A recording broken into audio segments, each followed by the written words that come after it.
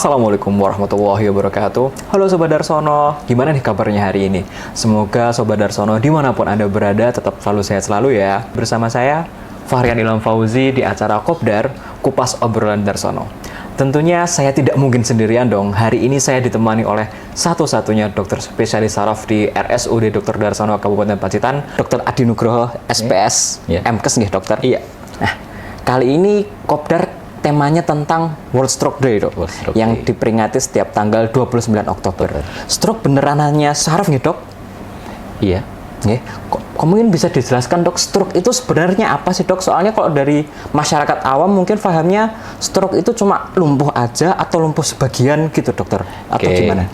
Oke, saya jelaskan dulu secara teori dulu. Secara teori, stroke adalah manifestasi klinis akut yang diakibatkan gangguan neurologis pada otak, medula spinalis, dan mata yang kejadiannya lebih dari 24 jam atau menimbulkan kematian sebelum 24 jam yang memang diakibatkan karena gangguan pembuluh darah. Oke, itu secara teori. Saya sebutkan secara awam. Yang pertama, manifestasi klinis akut. Jadi manifestasi klinis ada terjadi gejala akut mendadak. Jadi stroke selalu mendadak. Yang diakibatkan gangguan saraf atau neurologis pada otak, sumsum tulang belakang, dan mata. Jadi stroke tidak cuma di otak, tetapi juga di sumsum tulang belakang, yang ketiga bisa di mata.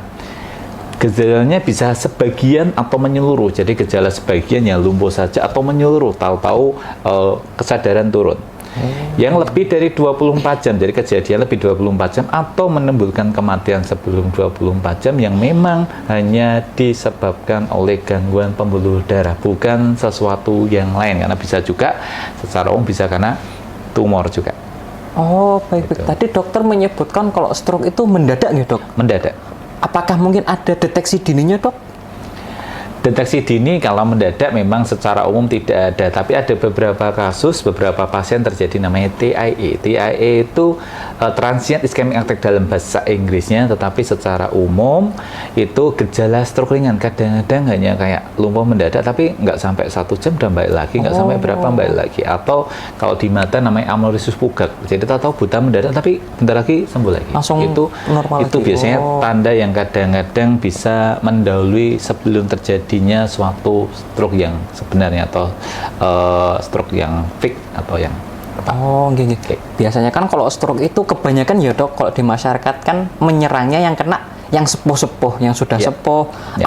Apakah hanya menyerang yang sepuh atau yang muda juga bisa kena stroke, Dok? Memang secara faktor risiko bisa paling utama memang menyerang usia tua, karena dengan bertambahnya usia itu juga bertambahnya faktor risiko terhadap stroke. Tetapi dalam beberapa tahun ini ternyata faktor risiko itu semakin mudah. Semakin mudah karena memang juga banyak pengaruh di lingkungan dan lain sebagainya.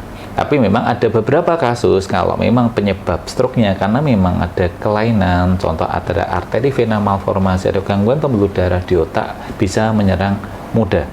Pasien termuda saya selama saya di RSUD Dr. Darsono umur 12 tahun. Umur 12 tahun, Dok, masih anak-anak? Masih anak-anak stroke perdarahan, tapi memang pada pasien itu terjadi kelainan pembuluh darah. Apakah mungkin itu faktor turunan, Dok, kayak gitu? Faktor turunan dari semua penyakit, terutama di stroke, memang berpengaruh.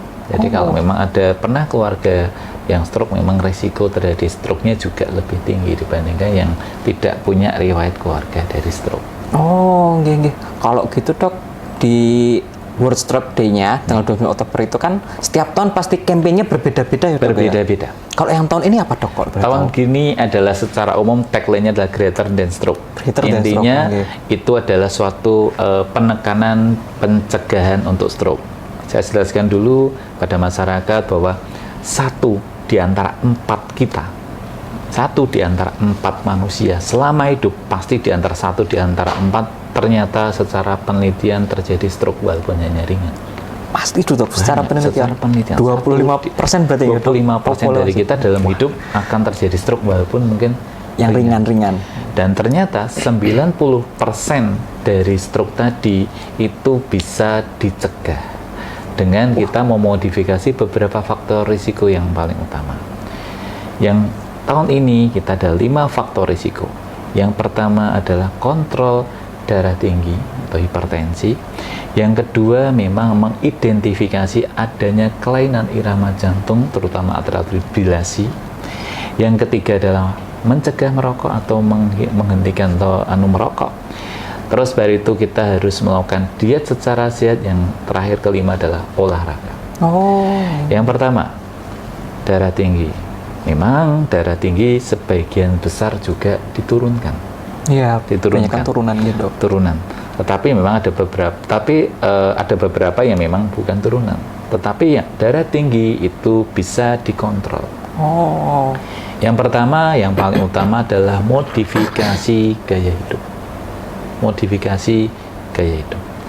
Yang kedua adalah sering kontrol tensi. Kalau lebih rata-rata lebih tensinya sistol kita bilang ya, bagian atas kalau orang itu kan atasnya piro, bawahnya berapa? Sistol di atas 140, di atas 90 wajib minum obat tensi. Makanya silakan pada masyarakat kalau memang tensinya kok rata-rata kok di atas 140 atau bawahnya di atas 90, sudah modifikasi gaya hidup lah kok masih di situ tensinya, silahkan ke fasilitas kesehatan terdekat untuk kontrol tensi. Yang kedua adalah ketidakteraturan irama jantung, terutama atrial fibrilasi. Nah, kalau itu memang sulit, memang harus deteksinya periksa. gimana? Harus periksa ya. Secara umum untuk pencegahan gangguan irama jantung, orang atau masyarakat yang lebih dari 65 tahun silahkan ke puskesmas untuk mungkin rekam jantung. Atau memang sudah sebelum itu kalau ada gejala, tahu-tahu kok berdebar-debar, iramanya kok tidak teratur. Ada beberapa pasien yang dia tahu, irama saya nggak teratur. Kerasa gitu dok ya. Silakan berobat ke puskesmas paling dekat, atau memang kalau mau lebih spesifik ke dokter spesialis jantung. Kalau memang ada irama jantung yang tidak teratur, silakan nanti diobati, karena nanti kalau tidak itu juga bisa terjadi resiko untuk stroke, terutama kalau di atrial fibrilasi ada stroke emboli, itu juga lumayan berat. Yang ketiga adalah mohon rokok. Ya, kalau rokok mungkin masyarakat Indonesia banyak merokok ya. Jadi kebiasaan. Ya, jadi mohon kalau memang itu mohon menghentikan rokok. Rokok saya sebutkan yang paling utama apa sih? Efek rokok saya akan menyebutkan di gangguan pembuluh darah. Kalau saya tidak akan menyebutkan di paru ataupun organ lain. Jadi kita di pembuluh darah. Efek rokok di pembuluh darah yang pertama itu menaikkan kekentalan darah.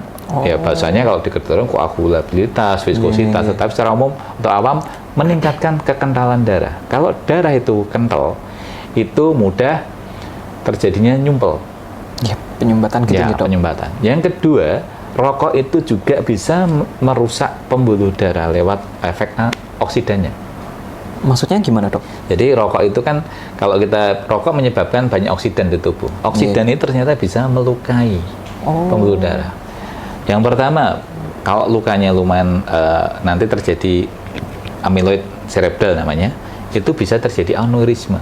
Aneurisma kalau aneurisma pecah jadi stroke perdarahan. Tapi kalau nyumpel sedikit, terus nanti ada keping-keping darah, kalau di SD itu nyumpel nanti kan pada waktu ada luka ada keping darah nyumpel, tapi kadang-kadang nyumpelnya terlalu banyak, jadi stroke penyumbatan. Bisa beribarat ke stroke juga gitu. Stroke penyumbatan. Jadi rokok utamakan dua, bisa menaikkan kekentalan darah yang gampang menyumpel atau merusak. Yang kedua memang merusak dari endotel pembuluh darah itu sendiri. Terus diet, ya memang diet memang masyarakat harus tahu dietnya apa sih dok, karena diet stroke sama jantung itu sama, karena itu sama-sama penyakit pembuluh darah. Yang pertama itu meningkatkan serat. Jadi serat harus banyak makan, mengandung serat. Contohnya mungkin dok? Paling gampang memang kalau di luar itu ada OAT ya. Nah, tapi paling di sini bisa pakai jagung, bisa pakai gandum, atau kacang-kacangan. Kalau buah-buahan mungkin dokter? Nah, yang kedua memang banyak makan buah sama sayur, karena terutama yang mengandung vitamin C sama E sebagai antioksidan. Karena tadi saya sedikit singgung tentang rokok tadi. Yang selanjutnya mohon membatasi asupan dari natrium. Natrium itu apa sih, Dok? Paling gampang di masyarakat kita, natrium kita dapatkan pada garam. Yang kedua pada moto atau MSG. Ya, kalau bahasa ilmiah kimianya natrium glutamat. Yang ketiga bisa pada pengawet makanan, natrium benzoat. Kalau kita lihat pengawet makanan di belakang, komposisi, nah itu bisa. Terus meningkatkan asupan dari kalium. Jadi yang kita mengurangi natrium, menaikkan kalium. Kalium paling banyak di mana? Kalau di masyarakat awam itu di kurma nomor 1, bisa nomor 2 banyak pisang. Tuh. Terus benar-benar harus mengurangi makan makanan yang mengandung kolesterol tinggi, karena kolesterol juga salah satu faktor risiko stroke. Ya. Paling tinggi secara umum yang ada di masyarakat itu telur puyuh, mohon dihindari. Kedua adalah otak, mohon dihindari. Ketiga adalah kuning telur. Kalau putih telur kolesterolnya malah nol, jadi malah boleh. Malah lebih baik nih, Dok. Kuning telur sama sekali tidak boleh. Ya, jadi kalau kuning apalagi udah punya faktor risiko jantung maupun faktor risiko untuk stroke yang saya sebutkan di awal tadi, ya pasti jangan makan kuning telur. Putihnya masih boleh. Keempat, cumi tidak boleh. Seafood yang lain? Nah, nanti saya sebutkan di belakang. Oke. Terus baru itu kalau ya kayak gaji jeruan ya pasti sudah terkenal, sebaiknya juga tidak. Santan mohon dibatasi, bukan tidak boleh, dibatasi. Kadang-kadang ya seminggu 2 minggu sekali, yang cuer atau yang encer saja. Terus baru itu udang kepiting juga mohon dikurangi. Kalau itu kadang-kadang masih boleh, kadang-kadang ya. Tetapi yang ingat masyarakat, daging sapi murni sebenarnya masih boleh. Daging sapi murni itu yang gimana? Yang merah tanpa lemak. Tanpa lemak masih boleh. Daging kambing murni pun sebenarnya yang merah tanpa lemak itu juga masih boleh. Daging ayam murni juga boleh. Tapi mohon maaf, masaknya juga diatur. Maksudnya jangan pakai santan terlalu tebal atau terlalu asin tadi kita asupan nanti, jangan. Ikan, semua ikan juga boleh, tetapi hati-hati terutama yang ikan asin sebaiknya tidak. Karena kan natriumnya tinggi ya tadi dari garam dan asin. Kalau ikan tawar masih ada. Boleh. Kalau goreng-gorengan, dokter, mungkin? Gorengan tergantung komposisinya. Oh iya, gorengan ada pakai telur kan? Sudah. Yang kedua, minyaknya bagaimana? Percaya nggak minyaknya non kolesterol? Kadang-kadang ada beberapa minyak yang kolesterolnya juga tinggi, tapi ada beberapa juga yang tidak. Tetapi memang kita harus gimana ya, kita kan tidak bisa tahu kan ya, kita percaya misal beli gitu kan, kita cari iklannya saja. Kalau iklannya memang non kolesterol, kita percaya saja, karena kita memang sulit untuk mengetahui apakah minyak itu kolesterol atau non kolesterol. Kita memang hanya bisa tahu dari kemasan ya. Semoga memang kita percaya saja dari kemasan, karena kemasan itu kan pasti juga sudah dipertimbangkan semua komposisi kan. Ya kita percaya kalau memang minyaknya itu secara kemasan non kolesterol, ya kita percaya. Sementara seperti itu. Siap. Terima kasih, dokter. Hari ini isinya daging semua, dokter, full materi, full pengetahuan yang sangat bermanfaat buat masyarakat. Mungkin kalau saya review tadi, Dok, ya, pencegahannya itu mulai dari kontrol hipertensi, kemudian cek jantung, irama jantung, kemudian diet. Tadi yang belum olahraga. Mohon maaf. Olahraga memang dianjurkan, terutama adalah olahraga yang aerobik. Contohnya mungkin, dokter? Aerobik berarti yang ritmis, di udara bebas, contoh bersepeda, berenang, jalan cepat, jogging mungkin? Ya, boleh. Ya, durasinya yang pertama secara efektif, kalau olahraganya sedang sampai berat itu adalah 2,5 jam dalam seminggu. Silakan dibagi. 2,5 jam dalam seminggu. Itu sedang 2,5 jam dalam seminggu. Tapi kalau porsinya berat itu hanya cukup 1/4 jam setiap minggu gitu. Setiap minggu silakan dibagi kalau memang porsinya berat, harus cepat, kan, silakan dibagi. Tapi kalau sedang, sepeda, ritmis, ya mungkin dalam 1 minggu 2,5 jam, silakan mau dibagi 2-3 kali, dalam seminggu. Seperti itu. Terima kasih Dokter Adi. Hari ini full bener-bener banyak banget materi yang kita dapatkan. Ilmu-ilmunya sangat-sangat bermanfaat.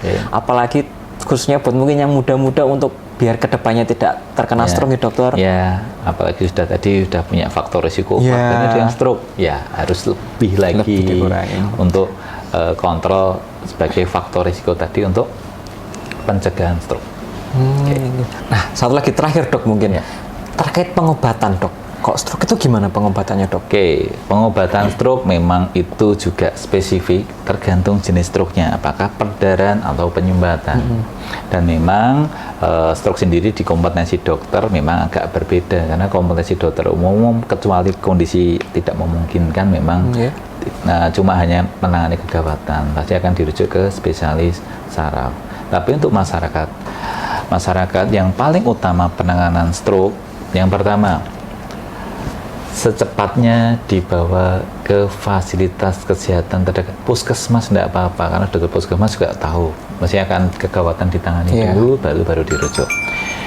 Yang kedua, jangan diminumin, karena hampir semua stroke itu gangguan menelan. Kalau diminumi, banyak pasien yang tahu-tahu malah jelek gara-gara pneumonia aspirasi. Ketiga, biasanya kalau stroke itu darahnya kan ada kompensasi, misalnya kan tubuh itu akan naikkan tekanan darah. Malah jangan diturunkan tekanan darahnya dulu sebelum memang dokternya tahu memang kalau stroke penyumbatan memang kita tidak boleh menurunkan tekanan darah. Kalau perdarahan turunkan, tapi kan tidak tahu, masyarakat awam nggak tahu apakah perdarahan penyumbatan. Dan paling gampang jangan ngasih obat apapun, malahan bawa saja. Harus konsul dulu ke dokter nggak? Ya, paling tidak secepatnya bawa ke fasilitas kesehatan terdekat, jangan diminumi, jangan dikasih obat apapun. Itu yang paling utama. Paling tidak dengan hal itu menolong kami tenaga medis yang sudah nanti untuk penanganan selanjutnya. Seperti itu. Terima kasih dok. Satu lagi mungkin terakhir dok. Kira-kira stroke ini apakah bisa sembuh dok? Secara teori sampai saat ini memang stroke bisa membaik, bisa aktivitas kembali seperti biasa, tapi memang sampai keilmuan sampai saat ini tidak pernah memang balik seperti 100%. Makanya kepada masyarakat, ayo dengan adanya Hari Stroke Sedunia, dengan Greater Than Stroke, itu adalah pencegahan, monggo masyarakat di Pacitan khususnya silahkan untuk mencegah terjadinya stroke, karena memang kembali lagi saya tekankan di World Stroke Day ini ada 90% stroke itu bisa dicegah. Oke. 90% pasti bisa dicegah dok ya? Ya, secara penelitian. Mungkin terima kasih banyak Dokter Adi ya. Hari ini full ilmu semua. Sekali lagi saya ucapkan terima kasih banyak atas waktunya. Nah, mungkin untuk Sobat Darsono, mari bersama-sama kita harus bisa untuk mencegah stroke. Mau bagaimanapun juga 90% tadi dok ya? Ya, secara penelitian 90% bisa dicegah dengan mengontrol paling tidak 5 yang saya sebutkan tadi. Itu tercatat secara penelitian itu 90% bisa mencegah terjadinya stroke. Terima kasih banyak dokter. Mungkin terima kasih. Saya tutup dulu nih dok. Terima kasih. Nah, Sobat Darsono, itu saja dari kami. Mungkin kita akan bertemu lagi di next session dengan dokter yang berbeda tentunya, dengan ilmu yang berbeda lagi tentunya. Terima kasih. Saya dan Dokter Adi mengucapkan selamat Hari Stroke Sedunia tahun 2023 dengan campaign Greater Than Stroke. Terima kasih dan wassalamualaikum warahmatullahi wabarakatuh. Salam.